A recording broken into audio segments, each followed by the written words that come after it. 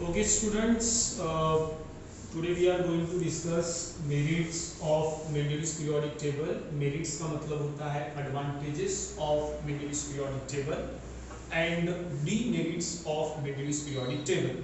ठीक है, इसके पहले हमने structure of modern periodic table देखा. अब साथ ही साथ हमें ये भी चेक करना है कि जब मेंडलीव ने अपना टेबल बनाया था तो उस टेबल के एडवांटेजेस क्या थे और साथ ही साथ उस टेबल के डिसएडवांटेजेस क्या थे. और ये क्वेश्चन कई बार बोर्ड एग्जाम में आ चुका है, merits and demerits of Mendeleev's periodic table.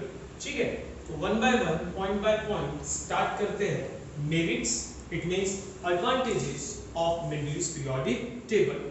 तो फर्स्ट पॉइंट है, जैसे कि आप सभी को पता है, जब हम एलिमेंट्स को लर्न करते हैं तो सबसे पहले hydrogen, helium, lithium, beryllium and boron, इस तरीके से एटॉमिक नंबर, एटॉमिक एलिमेंट को मेंशन किया जाता है. हमने देखा डुबेराइनर, डुबेराइनर के बाद हमने देखा न्यूलैंड, न्यूलैंड के बाद हमने देखा मेंडलीव. और मेंडलीव ही वो सबसे पहला साइंटिस्ट था जिसने उस वक्त जितने भी नॉन एलिमेंट्स थे उन सारे नॉन एलिमेंट्स को उसने सही तरीके से क्लासिफाई किया था, राइट.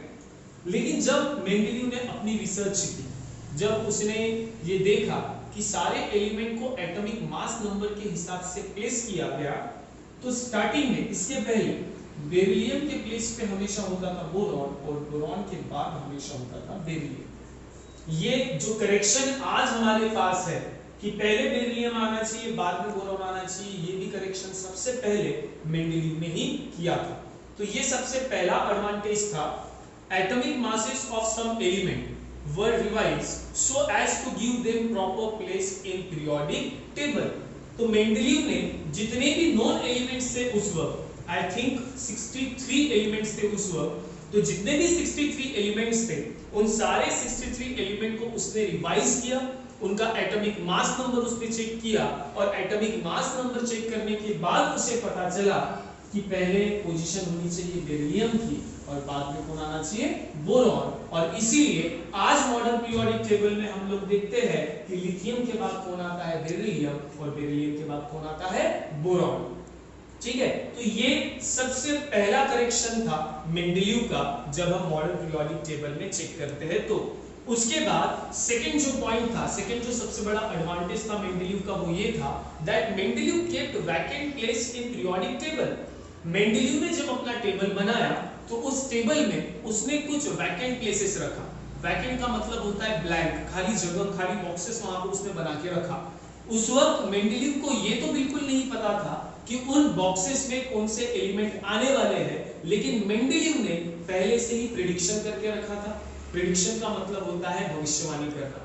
उसने पहले से ही लोगों को बता के रखा था कि ये जो एलिमेंट है, ये जो वैकेंट बॉक्स मैंने यहाँ पर बनाकर रखा है, यहाँ पर इस नाम का एलिमेंट आना चाहिए, उसकी प्रॉपर्टीज ये होनी चाहिए. तो ये उसका दूसरा सबसे बड़ा एडवांटेज था. और मरने के बाद, मेंडलीव के मरने के बाद उन वैकेंट प्लेस को भरा गया, उनको फिल किया गया और वहां पर एग्जैक्ट वही एलिमेंट आए जो मेंडलीव ने बताया था. फर्क सिर्फ इतना था, मेंडलीव ने अपने समय जो एलिमेंट्स बताए थे उन एलिमेंट्स का नाम बदलकर कुछ और रखा गया था. वो मैं अभी आपके सामने यहाँ पर डिस्कस करने जा रहा हूँ. मेंडलीव ने उस वक्त लोगों को बताया था कि 3 एलिमेंट्स वहां पर आने चाहिए. फॉर एग्जाम्पल उसने नाम रखा था एका बोरॉन, एका एल्यूमिनियम,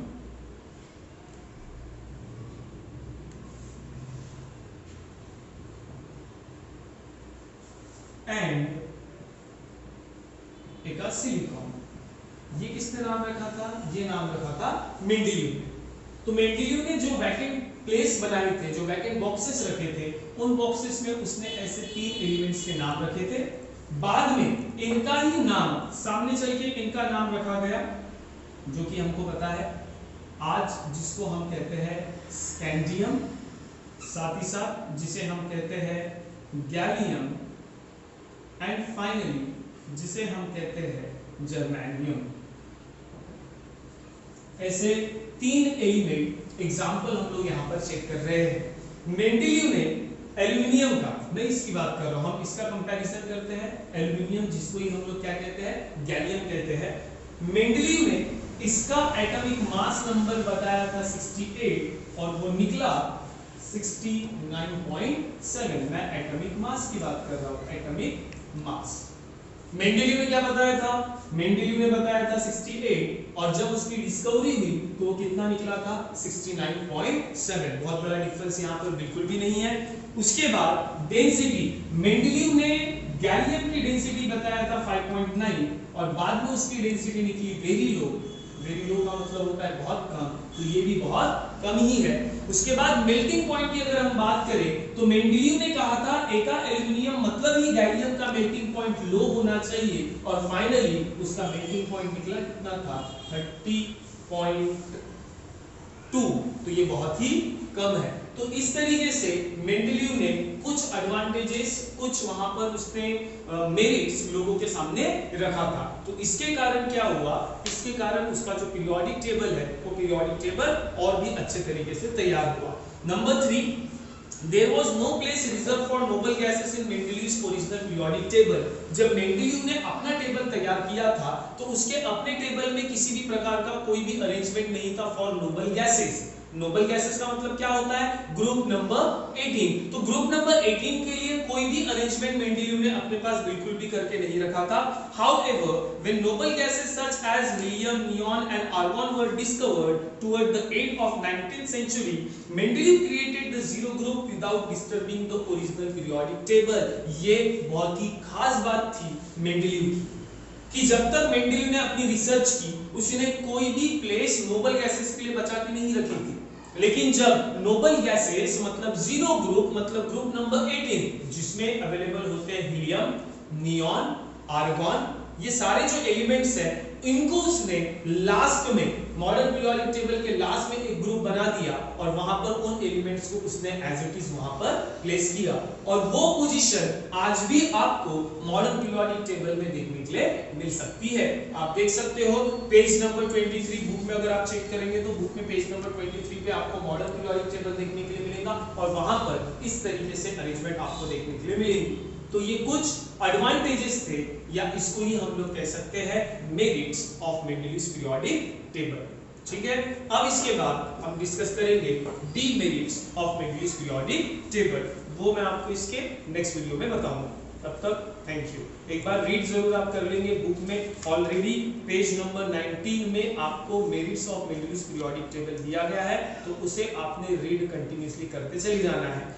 जिन स्टूडेंट्स के पास बुक्स अवेलेबल नहीं है, नेट पे ऑलरेडी इजीली आपको पीडीएफ वहां पर मिल सकती है, तो उन पीडीएफ को आपको डाउनलोड कर लेना है और कंटिन्यूअसली आपको रीड करते हुए चलते जाना है। तब जाकर ये टॉपिक्स आपके क्लियर होंगे और आपको सारी चीजें समझ में आएंगी। तो कल हम लोग देखेंगे demerits of Mendeleev's periodic table. Thank you.